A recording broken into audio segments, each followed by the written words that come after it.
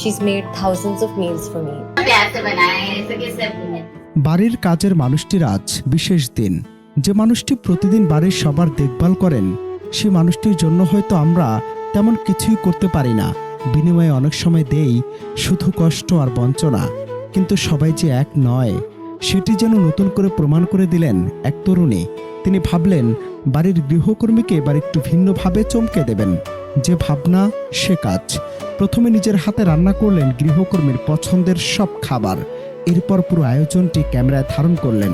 গৃহকর্মী বাড়িতে ঢুকতেই তাকে চমকে দিয়ে সামনে হাজির করা হলো তার প্রিয় সব খাবার।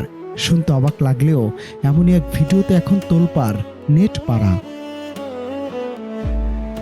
বিষয়টি অনেকের কাছে হয়তো খুব সাধারণ মনে হতে পারে, কিন্তু এই শহরে যেখানে অনেক গৃহকর্মীর ভাগ্যে জোটে কেবল নির্যাতন আর বঞ্চনা, সেখানে এমন একটি ছোট মানবিক উদ্যোগ হয়ে উঠতে পারে বড় এক বার্তা।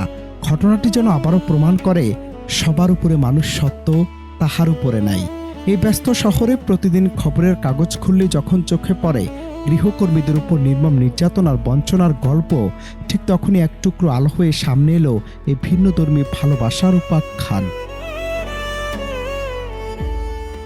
যে মানুষগুলো দিনরাত এক করে আমাদের ঘর আগলে রাখেন, রান্নার সুস্বাদু ঘ্রাণে ভরিয়ে দেন আমাদের ডাইনিং টেবিল, বিনিময়ে আমরা তাদের কতটুকুই বা মনে রাখি।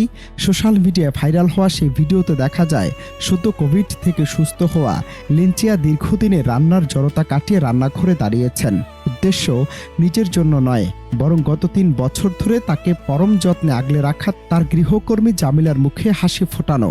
জামিলার হাতের অজস্র সুস্বাদু খাবার খেয়ে দিন পার করা লিনচিয়া এবার নিজে কোমর বেঁধে নেমে পড়লেন।